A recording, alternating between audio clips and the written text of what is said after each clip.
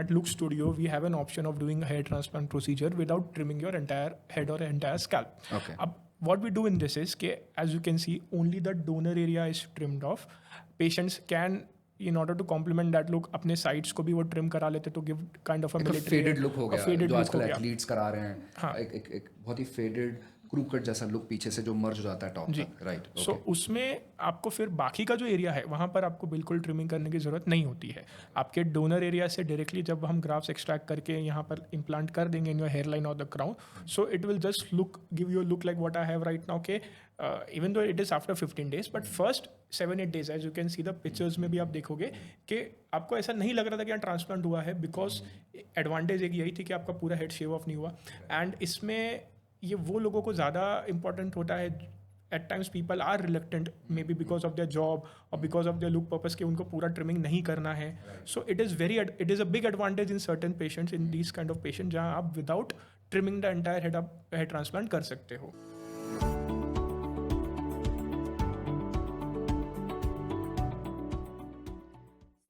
Welcome back, everyone. In this episode, we are going to discuss a new topic, unshaven hair transplant or hair transplant without trimming your entire scalp. In this topic, we are going to explain you that how the hair transplant procedure can be carried out without trimming your entire scalp.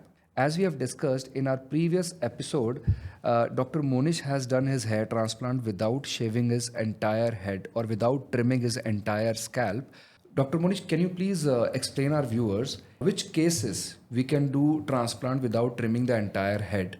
And because some people are a little reluctant to trim off the entire head, they don't want to go off look to do a transplant. So for those people, we have this option as well where we can avoid trimming the entire head, right? So how the procedure has to be carried out in this scenario? Can you please explain our viewers, and you can show you as yourself as an example to our viewers and explain the same thing. Yeah.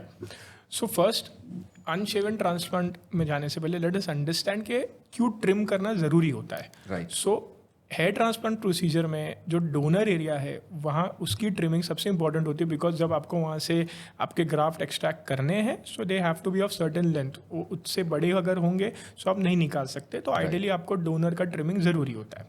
So but in cases like अभी जैसे मेरा transplant मैंने किया कि where only the hair line is needed to recover, या खाली आपका vertex या क्राउन इन्वॉल्व होता है. सो उन केसेस में at look studio we have an option of doing hair transplant procedure without trimming your entire head और एंटायर स्कैल्प. अब what we do in this is कि as you can see only the donor area is trimmed off. Patients can, in order to complement that look, अपने sides को भी वो trim करा लेते तो give kind of a military faded look हो गया faded जो look आजकल हो गया. एथलीट्स करा रहे हैं. हाँ. एक बहुत ही फेडेड क्रू कट जैसा लुक पीछे से जो मर्ज हो जाता है टॉप तक. राइट. सो उसमें आपको फिर बाकी का जो एरिया है वहाँ पर आपको बिल्कुल ट्रिमिंग करने की ज़रूरत नहीं होती है. आपके डोनर एरिया से डायरेक्टली जब हम ग्राफ्स एक्सट्रैक्ट करके यहाँ पर इम्प्लांट कर देंगे इन योर हेयर लाइन और the crown, so it will just look give you look like what I have right now के even though it is after 15 days, but first 7-8 days as you can see the pictures में भी आप देखोगे कि आपको ऐसा नहीं लग रहा था कि यहाँ ट्रांसप्लांट हुआ है, बिकॉज एडवांटेज एक यही थी कि आपका पूरा हेड शेव ऑफ नहीं हुआ. एंड इसमें ये वो लोगों को ज़्यादा इंपॉर्टेंट होता है. At times people are reluctant maybe because of their job और because of their look purpose कि उनको पूरा ट्रिमिंग नहीं करना है. So it is a big advantage in certain patients, in these kind of patient, जहाँ आप without trimming the entire head आप हेड ट्रांसप्लांट कर सकते हो. Right. And I would also like to add a point के specially जब हम females में ट्रांसप्लांट करते हैं, so same procedure is done कि जहाँ आपको ऑब्वियसली आप पूरा ट्रिम तो कर नहीं सकते.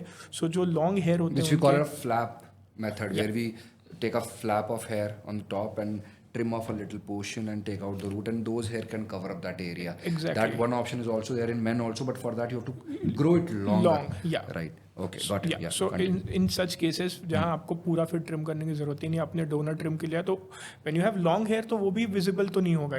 10 दिन भी आपका डोनर नहीं दिखता है कि आपने ट्रांसप्लांट किया, and there is no wound, nothing is visible in such technique. तो yes, we do have an option, and now of late with all the advanced technology and tools that we are using, कि जिसमें at least hairline और vertex cases में तो हम पूरा trimming up avoid ही करते हैं. We do it without trimming, so it becomes easier for patient in terms of your look. And again I would again like to add a point कि इसमें आपके ट्रीटमेंट या प्रोसीजर में कोई compromise नहीं होता है. कई बार हमें पेशेंट्स थिंक कि अगर पूरा ट्रिम नहीं कर रहे हैं तो कहीं मेरा रिजल्ट में कुछ इफेक्ट ना हो. बिल्कुल नहीं होता, बिकॉज जो आपका सबसे इंपॉर्टेंट एरिया होता है जिसके लिए ट्रिमिंग होती है, डोनर, वो तो एज इट इज ट्रिम होगा. And implant area is open, वैसे ही ओपन है, तो आप डायरेक्टली इम्प्लांट कर लेंगे. तो रेस्ट ऑफ द एरियाज में आपको बिल्कुल ट्रिमिंग करने की उसमें जरूरत नहीं होती है. क्योंकि अगर लंबे बाल ग्रो करके और उसको ऊपर फ्लैप लेके बीच में से ट्रिम करके अगर हम निकाल रहे हैं तो उसमें हाइजीन मेंटेन करना थोड़ा डिफिकल्ट पार्ट आ जाता है पेशेंट का, क्योंकि उसके खुद के बाल एक्सट्रैक्टेड एरिया में फॉल हो रहे हैं जिसको उसको बार बार क्लीन करना है. तो क्लीन करने में थोड़ी डिफिकल्टी आ सकती है. But with this sort of hair cut it's as good as you have trimmed it the back, right. और टॉप करने की ज़रूरत नहीं. और अगर पूरा ट्रिम करते हैं तो आपका जो प्रीवियस लुक है उसको गेन करने के लिए 2 से 3 महीने का टाइमलाइन आता है. सो 2 से 3 महीने के टाइमलाइन में person gains his old look back, right? But in this scenario, a person will get his previous look within a week or 2. That's all, because it's been 2 weeks for you. Exactly. So, and you have the similar look which you had earlier. It's just a visibility of a hairline जहाँ पर implant किया है हमने, जो अगले 15 दिन के अंदर शेड ऑफ हो जाएगा. एंड शेडिंग के बाद आप जैसे पहले दिख रहे थे वैसे ही दिखोगे. And it's not an overnight change, the transplant result. That takes days, number of days are required to gain result, and day by day it improves. After 3-4 months it starts improving. So 6-8 महीने में धीरे धीरे growth आती है. So to the other eye it's like you have regained hair over there and you have never done a transplant technically. Okay, fine. So किन cases में trimming of entire scalp is mandatory, जहाँ पर करना ही पड़ेगा, because our viewer should be clear with this thing that every patient is not eligible for unshaven transplant और doing transplant without trimming the entire scalp. किन cases में ये नहीं कर सकते हैं? सो फर्स्ट ऑफ ऑल, अगर it is a very severe grade of baldness जहाँ आपकी demand is more than 3,500-4,000 graft, तो उन केसेस में आइडियली आपका पूरा स्कैल्प ही बाल्ड होता है. सो उसमें खाली हेयरलाइन या खाली क्राउन नहीं होगा, इवन द मिडिल एरियाज आपके इन्वॉल्व हैं. सो अब उसमें अगर आप विदाउट ट्रिमिंग ऑप्शन सोचेंगे कि खाली डोनर कर दिया, यहाँ कर दिया, तो एक यूनिफॉर्म लुक नहीं आएगा. सो it becomes a challenge in terms of look के इट विल लुक एविडेंट के कुछ गड़बड़ है, why it is not matching. Okay, so basically अगर वहाँ हम ट्रिमिंग अवॉइड करें और ऊपर थोड़े से एरिया को छोड़ दें और पीछे के एरिया ट्रिम करके आसपास ट्रांसप्लांट करें तो वो इनफैक्ट थोड़ा अजीब दिखेगा. That's what you meant. Exactly. इससे अच्छा हम पूरा ट्रिम करें.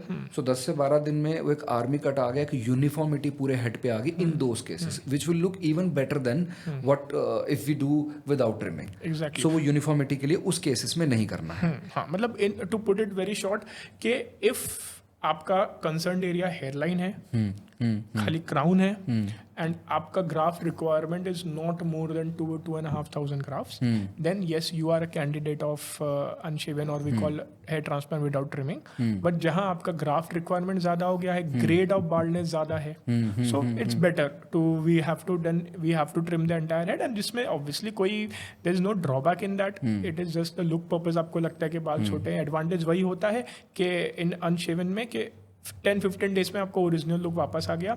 इन cases where you trim entire thing, it takes a matter of 1 or 2 months, but that is never a challenge for any patient. But yes, these are the cases जहाँ आपको avoid करना चाहिए to go for unshaven, and majority of the cases of hairline or crown आप definitely with trimming कर सकते, without trimming आप कर सकते हो. Okay, so unshaven hair transplant can be done for the people those require only a hairline to be done, or maybe a particular area in the crown जहाँ पे requirement आपकी 2,000 या 2,500 तक की आपकी रिक्वायरमेंट है, जहाँ पर पीछे का एरिया आपका एकदम क्रू कट जैसा hair cut, faded hair cut आपको दिया जाता है, जो नीचे से एकदम जीरो से ऊपर जाते जाते मर्ज हो जाता है, जो जनरली हेयर कट लोग रखते भी हैं.